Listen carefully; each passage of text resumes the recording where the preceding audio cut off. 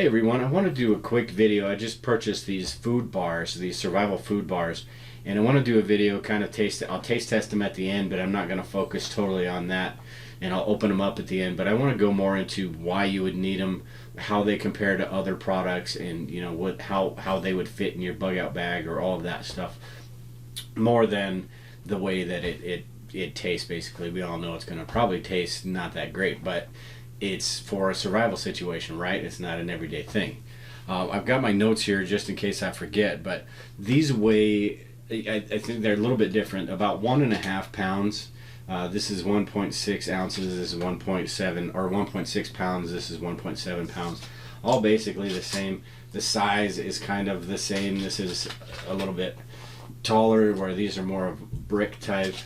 All of that, everything with these is pretty comparable, I assume, other than the taste, and we'll go through that at the end. They're 3,600 calorie food bars, and they're like, this one's 9 bars of 400 calories each, and I believe this is 18 bars of 200 calories each. And we'll open these up. They're not individually packed or anything like that. They do on Datrex here. It states that what you're supposed to do, they're not supposed to be thirst provoking, and we'll see when I do this test, but that it says here, don't drink water during the first 24 hours unless you're sick or injured, or in desert conditions dehydrated. After the first 24 hours, drink no more than a half a liter per day, and then when your supply is getting lower, drink about 1/10 of a liter per day. So that's kind of interesting.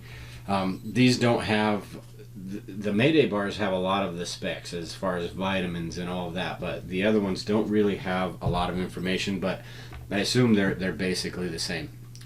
The thing that I was interested in was protein, because we all need protein, and the average body needs about 0.5 grams of protein, just on average. So in a survival situation, it's going to be a lot less than that. I believe these have about 6 grams. So the average person would need 100, 75 to 100. These have about 6 grams, but again, you're in a survival situation. And they do have quite a few of the vitamins and minerals. These ones, the Mayday food rations here says that they're prepared under strict quality standards and packaged to ensure consistent nutritional value. High in all recommended vitamins, 5-year shelf life, non-thirst provoking, withstands temperature of 22 degrees to 149 degrees, and that's what I'll talk about in a second, about where you could store this. But let's do a couple comparisons first on the price of this and calories, and this is where I'm going to need my notes because I don't remember all this. I don't have the cool little picture that you guys have, or pictures. So let's take granola bars. Granola bars are around $3 per pack, which is 12 of them. Those usually last about a year or so, depending on if you get the chewy kind or the regular kind. That's the best by date. That's not exactly how long they last. It's up to you if you want to eat some that are a couple years old. They're about 100 calories per bar, so it would take 36 granola bars to equal one of these, and the cost per calorie is about 25 cents. The Cliff bars that I like them, they're pretty good. They're $15 for 12 of them, and they're about 240 calories each, so they're 2.5 times a regular granola bar. It would take 15 bars to equal one of these, and the cost per calorie is 33 cents. Then you've got the Mountain House beef stew, and who doesn't love that stuff, right? I love Mountain House. It's got 480 calories in one of those packages, and I believe one of those packages is like 2.5 cups. So you would need 7.5 of those packages, and the cost per calorie on those are $1.25. But those, they're just, they've got a longer shelf life than the 5 years that these have. They're just good too. You're definitely gonna want to eat Mountain House before you eat this if you have it. The Legacy Foods Pasta Primavera, they sell it in the kits, but I figured it out. It's about $9 for just one of the pouches, so it would take a little bit over. Each pouch has 1,680 calories, so it would take a little over two of those pouches to equal one of these, and that costs about 54 cents per 100 calories. And then we've got peanut butter, and peanut butter is great because it lasts forever. It's packed with protein.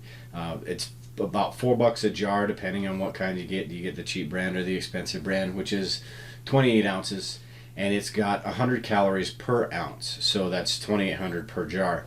So you'd need 1.5 jars of peanut butter to equal one of these. And then we've got ramen noodles, which it's $2 for a 12 pack. That's 190 calories per pack.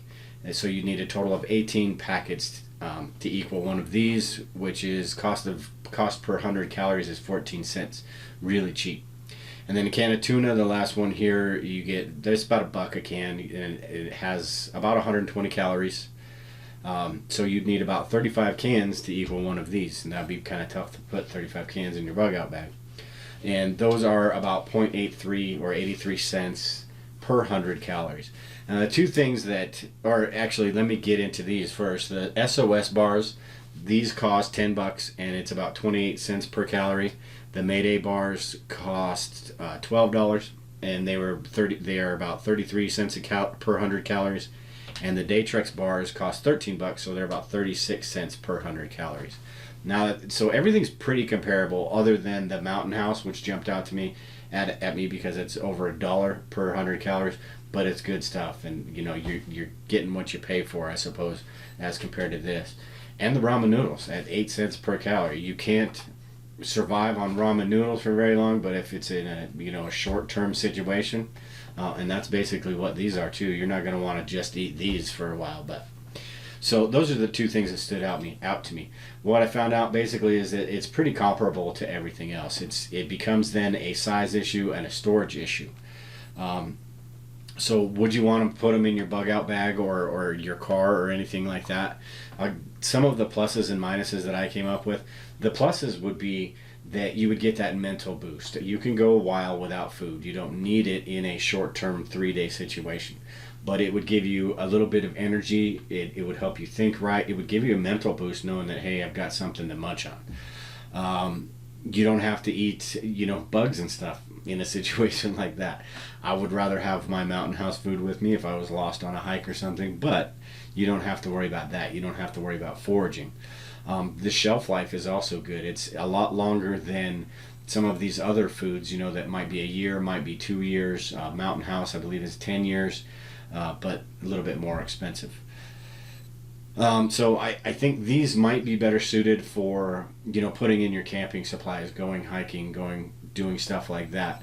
But you got to be careful where you store it too. You can't, because I was thinking hopefully that I could just put this in with my camping supplies that I have in my garage. But and Mayday is the only one that says what the temperature range is, but I assume they're all the same. But because they're good to 22 degrees, from 22 degrees up to about 150 degrees. It doesn't get 150 degrees in my garage, but it does get below zero. So that's not going to work. The trunk of your car, in the trunk of your car, it can get up to 200 degrees. It doesn't get quite as hot as it does in the cab of the car because of the sunlight beating straight down on it, but it can get pretty hot. So storing them is going to have to be in your house or somewhere where the temperatures are level. But you can take them with you for camping, stuff like that, if you're going to be out. Another thing that is one of the minuses to me is that once you open it, it's open. And if you don't use all of these, like today, when I open these, I'm going to have 3 of these open, and I'm going to have to figure out what to do with them. I can vacuum seal them, I suppose, and kind of separate them out. I'm going to give a couple away to members of the Apocalypse Facebook group, but I do want to try them all, so I'm going to do that. And maybe I'll vacuum seal them. I doubt if it's the same 5-year shelf life, but a couple of years maybe, and at least it'll get me through a couple of years of camping. Have some people test them out. I'm not going to be too worried about it. I probably will get a couple more though that I keep sealed. So one more thing, which is one of the minuses on here, is the whole eat what you store what you eat thing.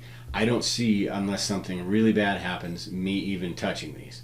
But for 10, 15, 10, 12, 13 bucks, not a bad idea to have 1 or 2 of them around if you have a little bit of extra cash or find a good deal on them, even MRE stuff like that. Not a bad idea to have a couple around. I wouldn't stock up on a whole bunch of them though, because it's going to be one of those things that it's emergency food and you're not going to eat it unless it's emergency.